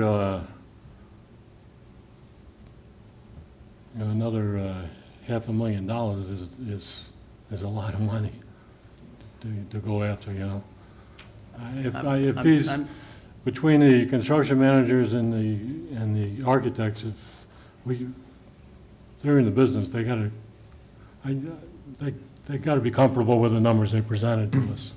So That's all I'm asking for. I'm just looking for our professionals. Better to ask now. If the answer is any Right. different, then, we put it on the following agenda or have a special meeting. Could just so that we do this in the correct order, since I already messed it up, we never actually had a motion and a second. Oh, we didn't? I thought we did. No, because I said, when I was reading it, I said. So we had can't- discussion before we had a motion? No, and second? we had a description of what it Okay. was in the item. Okay. We never We're real. doing That's description. what. So we went directly from description to To- vote, your attempt to vote. No. Oh, yeah. We went Well, from description right to discussion without a motion and a second. So I would like But to you were have, asking for a vote. no, I'm asking for a motion. You were. Yeah, I know, because I messed up. I'm trying to backpedal here. Bill, So if I could have a motion. Motion, so moved. And a second. second. Thank you. Now, would you like to discuss this? We didn't vote. Man's at the microphone that we need. Okay. Thank Okay. you. Yes, I understand your questions and concerns. And I think maybe you've known in the past, I've always been very conservative with any numbers I've always proposed to the board, and we always are okay later, all right? So nothing has really changed on this one. There is a few, which you're always gonna have the hidden little factors and stuff that we encounter. What I've done in here is I've put in $100,000 for other design contingency things, all right? Plus, I also have a design, construction contingency of 10% or about $225,000 is also built into the project. And then I have an incidental reserve contingency built in. That's on top of the 120 Chuck's number, which was for the capitalized interest, which in the past, on the past projects, because of the way we are able to borrow, fund, get it constructed, you don't use a lot of that capitalized interest. So we have safeguards in there for that. Okay. So,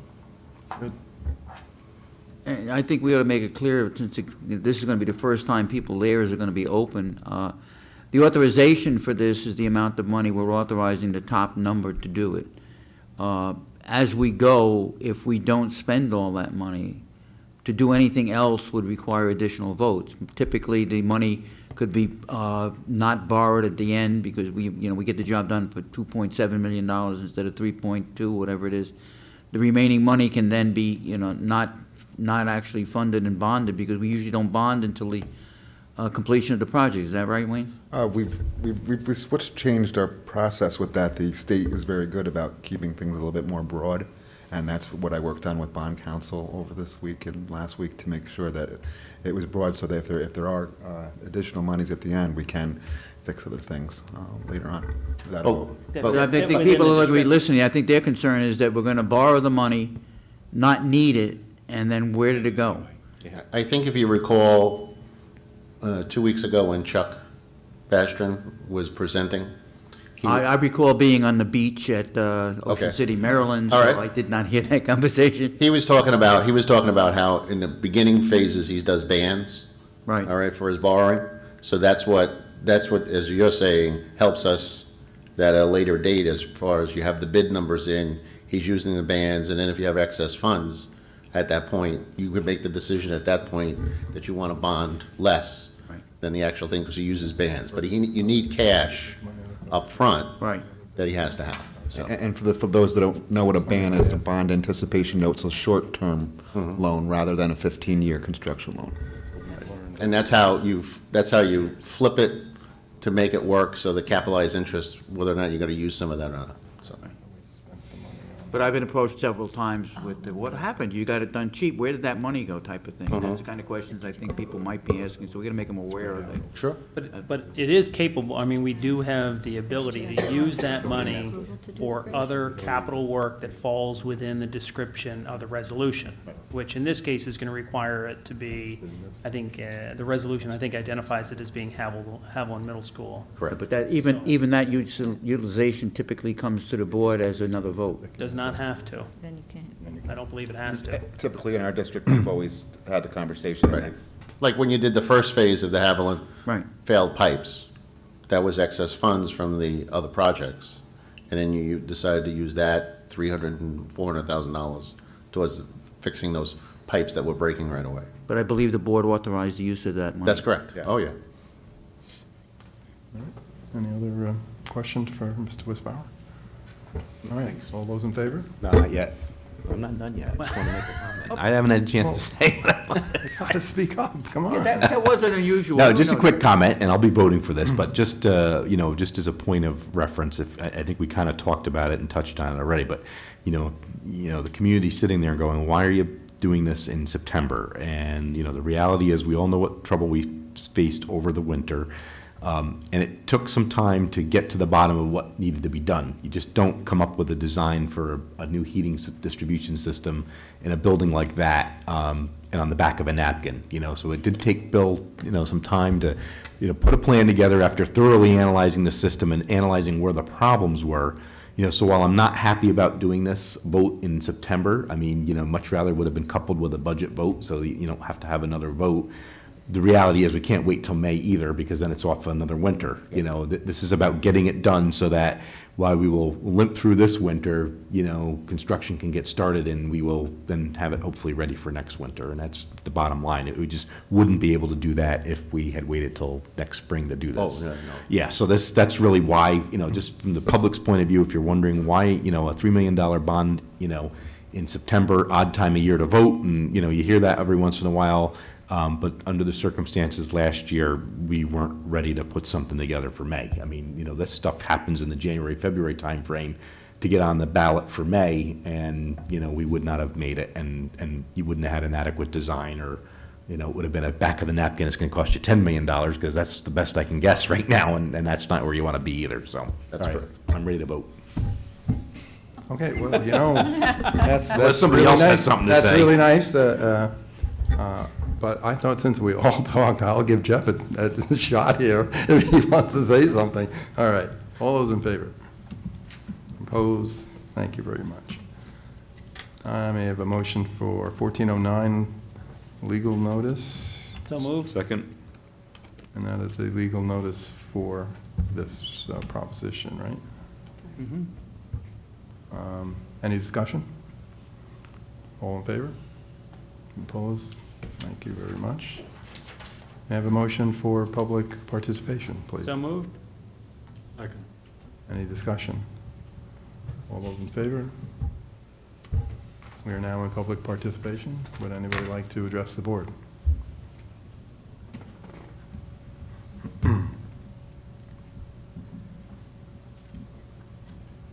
If you have a legal notice to put into the paper, it doesn't cost that much more, but you can ask them to please print double wide. And that way they'll print it in 2 columns rather than in this one thin column. I don't know exactly the difference, but it's not that much more. And then this way people can read it, they see it, and it stands out from all the single columns. Thank you. Anybody else?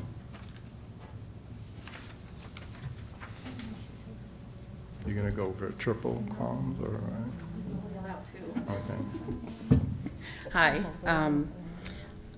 With Barb, we are going to have to definitely do something to publicize as much information on this vote as possible. As Dan said, the rumors are already out there. Didn't we pay for this? Didn't we? You know, I know with the last two propositions, when we did the boilers and we did the athletic facility, we had information meetings, we had come walk the track, we had come see our a lot of people are gonna think that we're sneaking this in over the summer. I agree. So whatever we can do to publicize this, I think is gonna be very, very important to get it to the public, because the rumors are already bad, so. And Perry, thank you for asking about the safeguards, because when we were at the last facility steering forum, I had asked about the project being completed at the high school. Things changed, bills were different, so that is what I was told why we're not done there with the parking lot and the basketball hoops and other little minor, bless you, things that aren't done yet. So it's good to make sure that that door is open, that they know that we're watching, but I'd like to see the projects that we vote on get completed. So, thank you.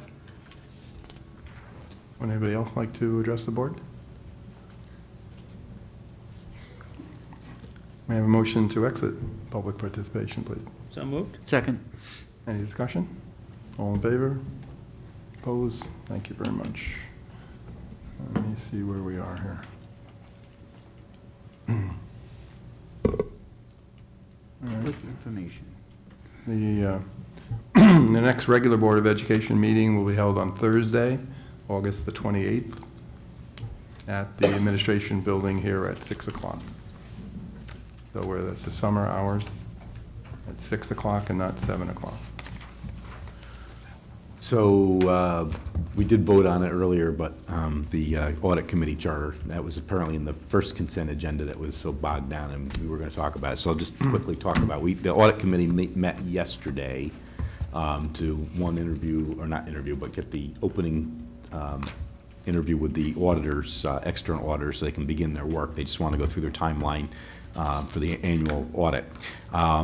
And one of the things the committee also did is recommended that, and you have the revised charter that you've actually voted on tonight, but one of the things we're facing a problem with is, community members and getting them to join the committee. So, again, it's Doug, Dan, and myself on the committee, and then we're trying to get other folks involved. We've had some great community members in the past, and unfortunately, the two that we had couldn't continue due to other commitments, and it's not really a big commitment. It's 4 times a year, but far be it for me to say, because I'm overcommitted.